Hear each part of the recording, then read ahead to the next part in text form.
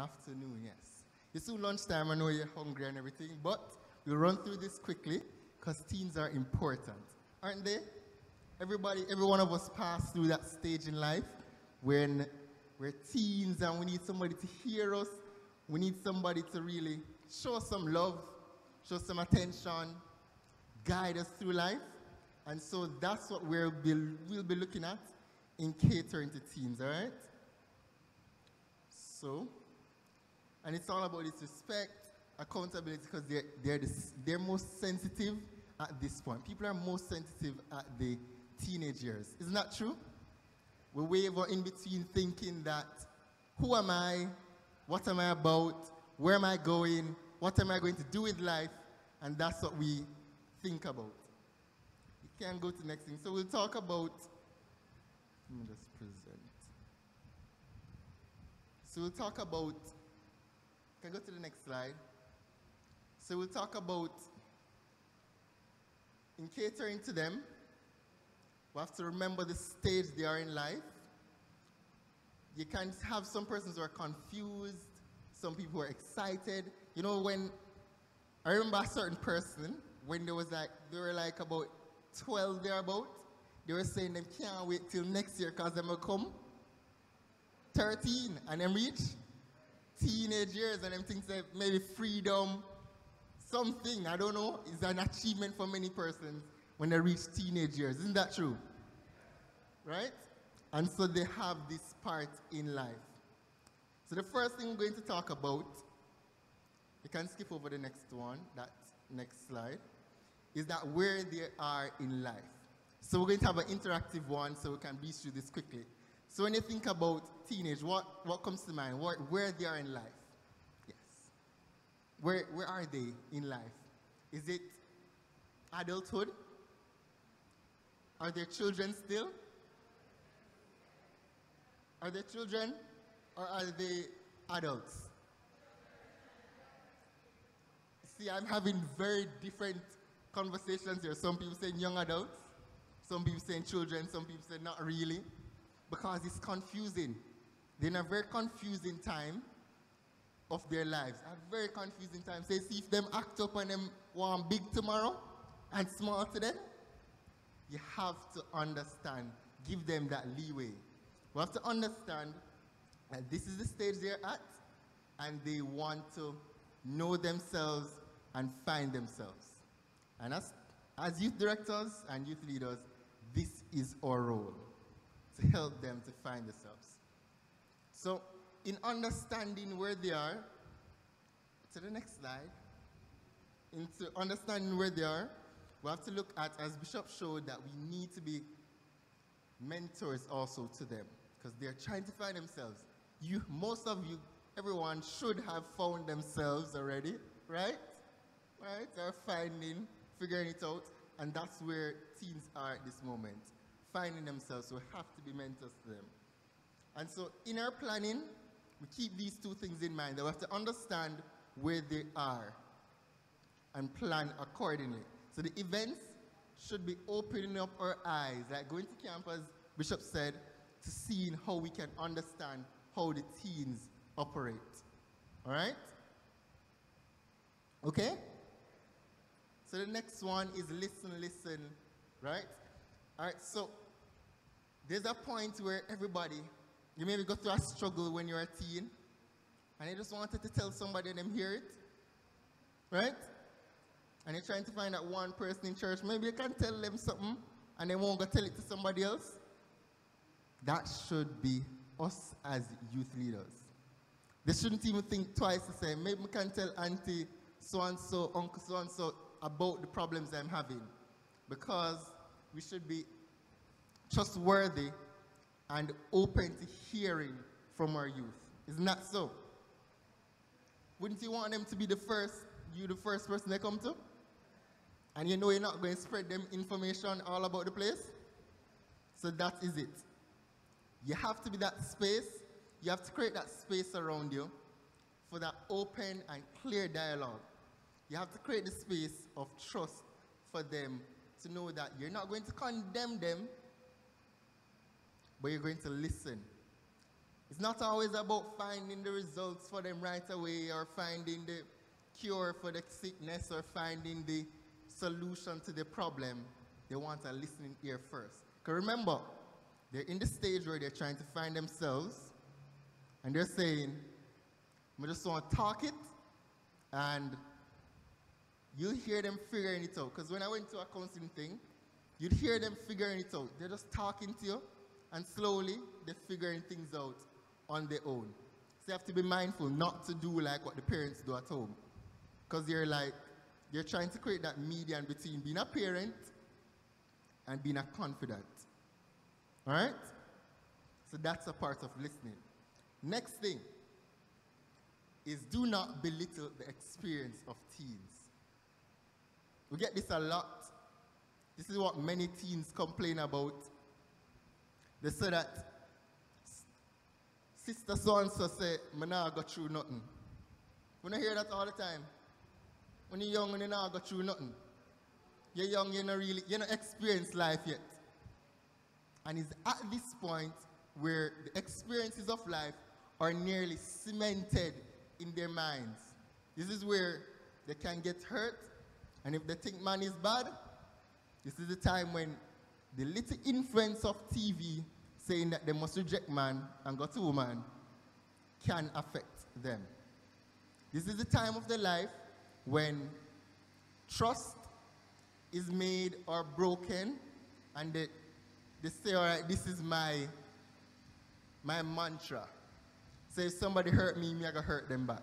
Stuff like that. So they do experience life in totality, just like us as adults experience life.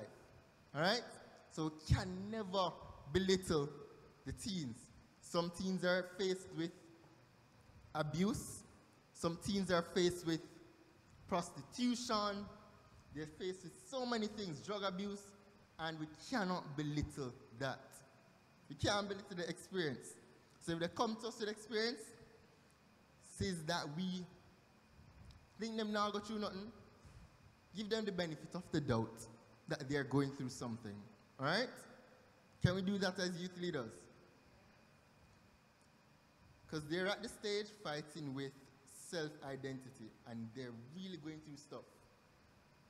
The next thing is, we're breezing too quickly, which is great. The next thing is, speak, exemplify, and inject. So go through one. Speak. So after we listen and everything, we're going to speak wisdom that is necessary at that moment. Speak about the problem that they're facing. Speak with them. Don't be afraid to open issues. To open things that they have brought to you. Bring it up. If it's a collective as a group, bring it in youth ministry and talk about it. Don't be afraid to talk about sex. Don't be afraid to talk about drug abuse. Don't be afraid to talk about all the issues that you see happening in the world. Don't be afraid to talk. And so when you speak, you also exemplify. What I mean by that is not just living and as an example, but bring your example to life. So when you speak, you say, all right, so let's say they speak about drug abuse or drugs overall. If you have a friend who maybe did drugs, bring the person to talk about it. If you have a friend who brings drugs and you're doing a presentation, maybe you can take your time out. If you knew your friend before you had the conversation, maybe you can talk to your friend if you can use them story, because you can get sued for that. But anyway, use the stories to bring it to life. Because teens are in this stage where I better talk, you talk about it. More know if you know it for real.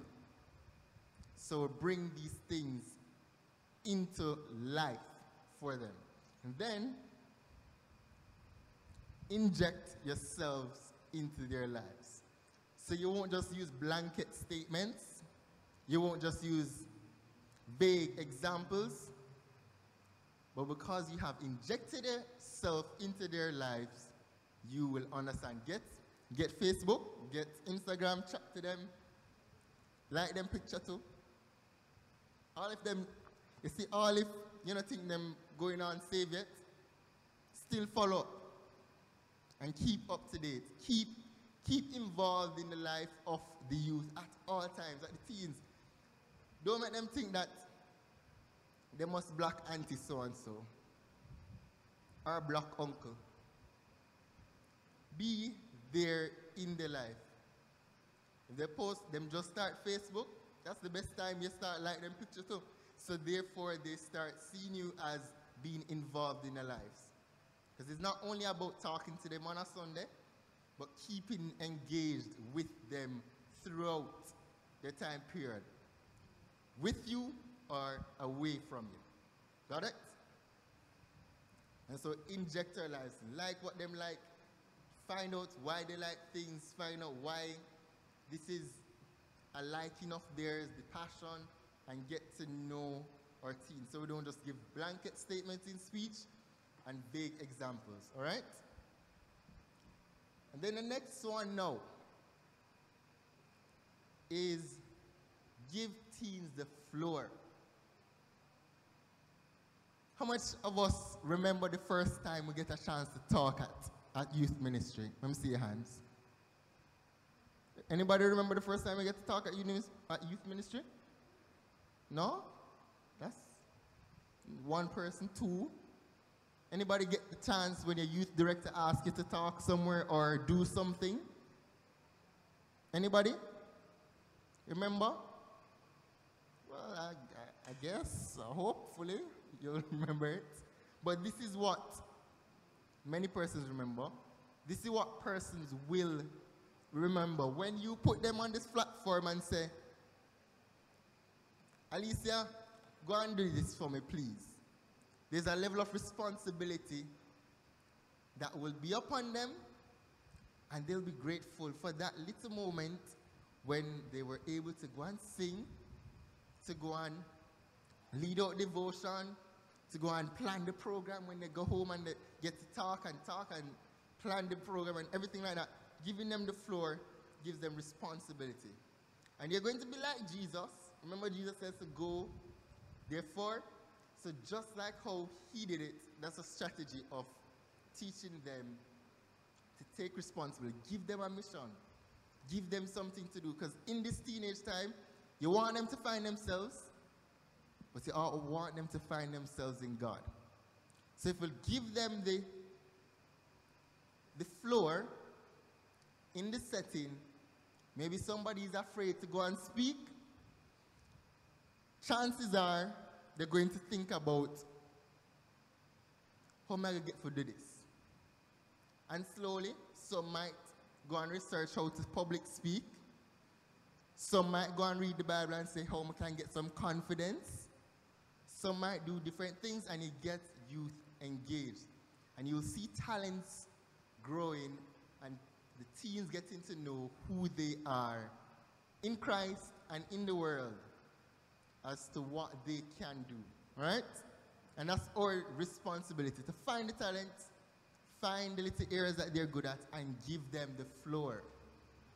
We can't every day up there and talking away at youth ministries, but give them the floor, especially the teens. I'm not fighting for the young adults. I'm fighting for the teens, all right? Give the teens the floor. And I'm sure for over the time, giving responsibility builds relationship. It's not true. Because when your parents gave us the first responsibility to do something, you felt like you could have talked to them one-on-one, don't it? And that's the same here. Giving responsibility helps to build the relationship. The next one is give teens theology and prayer. What I mean, we need to present the foundation of biblical truth. We need to be open and ready for the questions or the exploration of the word. We should present a case for faith and also see that and ensure that we present prayer as an essential. So for this part of it, I want us to understand that we're in a world where as teens, they will have questions about faith. It's going to be presented.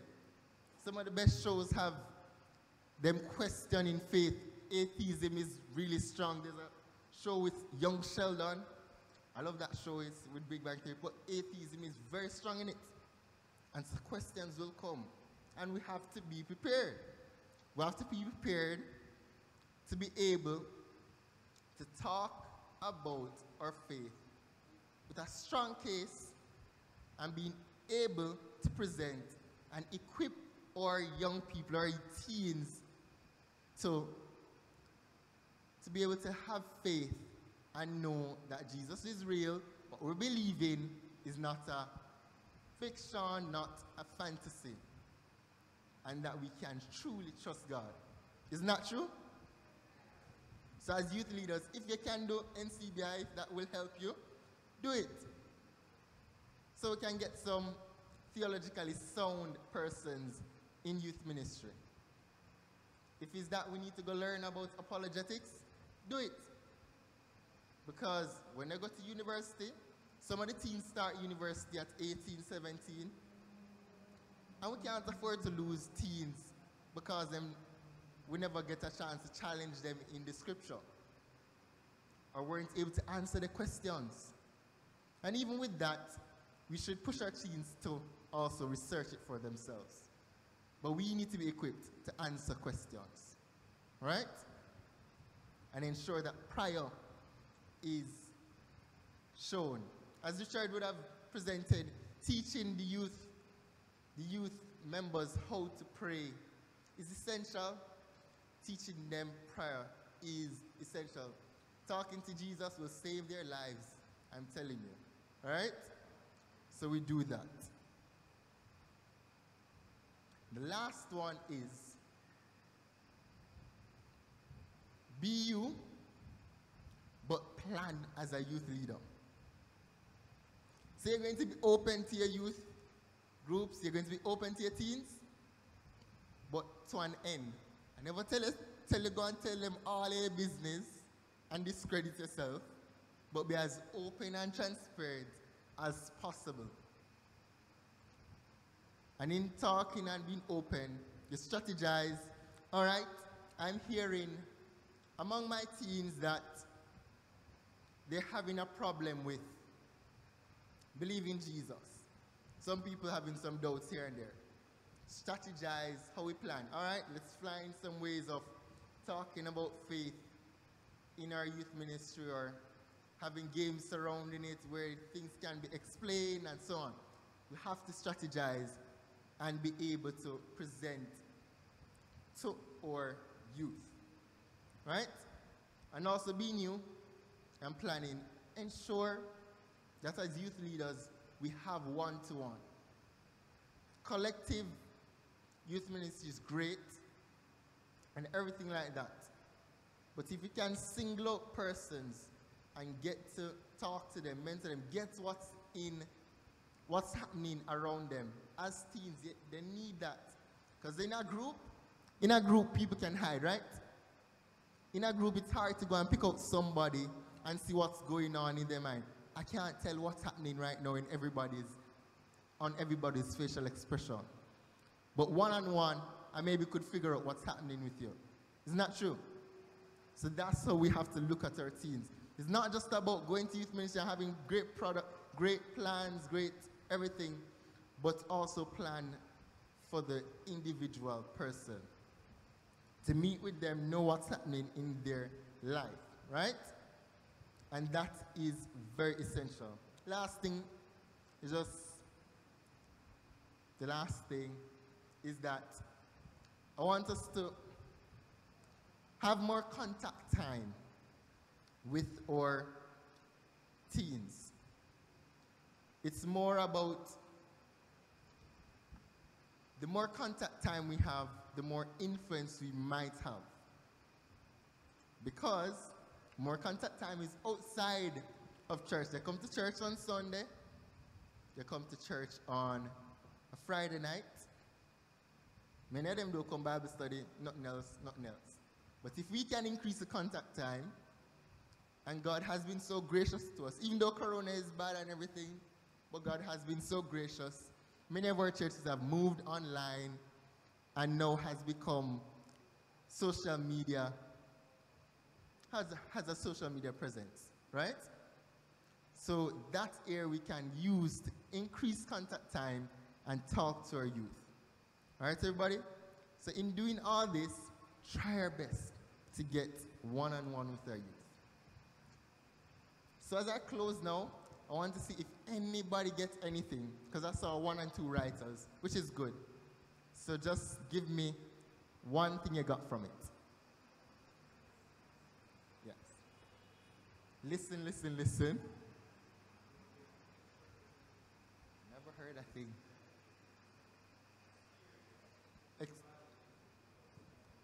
Yes. Yes, Shirley? Give teens the floor. I love that one. That one is strong. Anybody else? Be you. All right? I do pray that you remember all this and do give teens the floor and ensure that teens get the time they need to grow and to develop as into adults. All right? Into secure and sound adults. Thank you. Can we give Mr. Matthew Williams a round of applause, please? Catering to our teens.